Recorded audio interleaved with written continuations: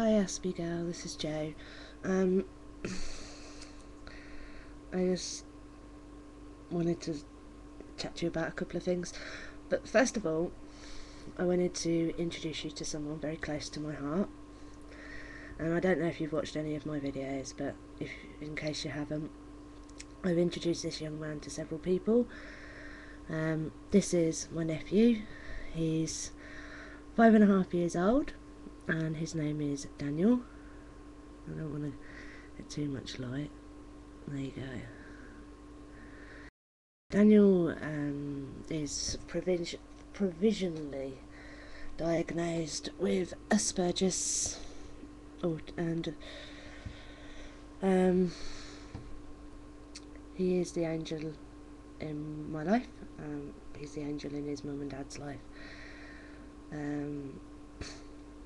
His Asperger affects him in the way that he communicates. His speech is not quite as far as it should be for a 5.5-year-old.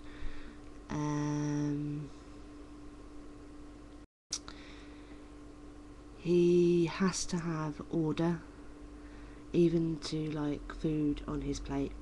If it's not in the set place, you know, if you haven't got like beans here and chips here, then he can't eat it. New foods have to be introduced, and they can be put on his plate, like a pea 1 week, and he won't eat it for weeks and weeks and weeks. Sometimes he'll throw it across the room, but eventually he'll get there. He also has sleep disorder, and bless him, his body tells him after he's had an hour's sleep that that's enough, time to get up. It got to the point where he was literally collapsing. His legs would give out, and it took a while to understand what was going on, because there was a boy at his school who was in a wheelchair, and he had only recently met him, and so at first, you know, people thought it was kind of his way of trying to understand,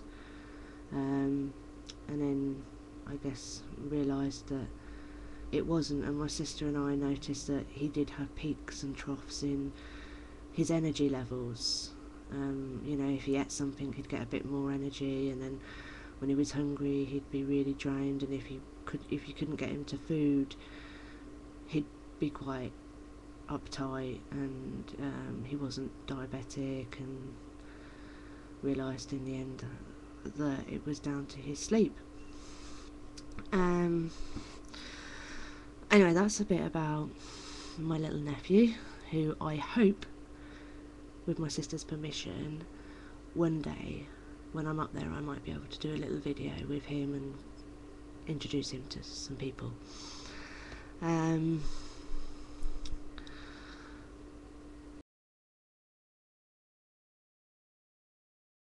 As you can tell, I'm a complete scatterbrain. I forget everything.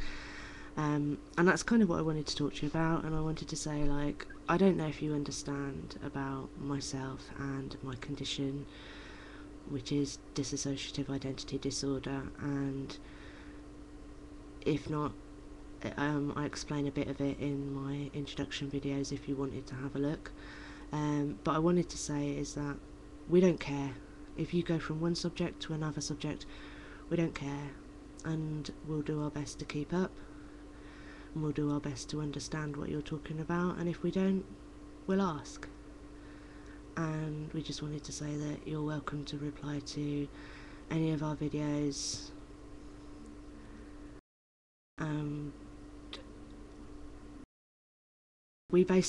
Basically what I'm trying to say is we will accept you as you are.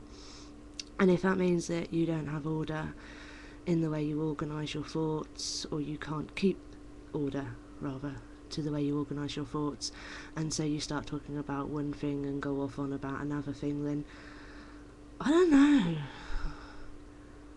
Welcome to my world. I'm not diagnosed with Asperger's, and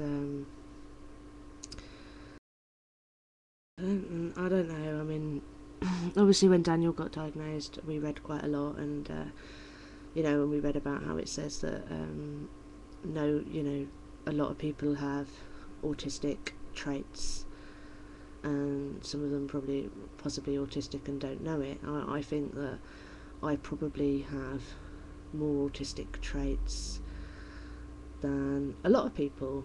And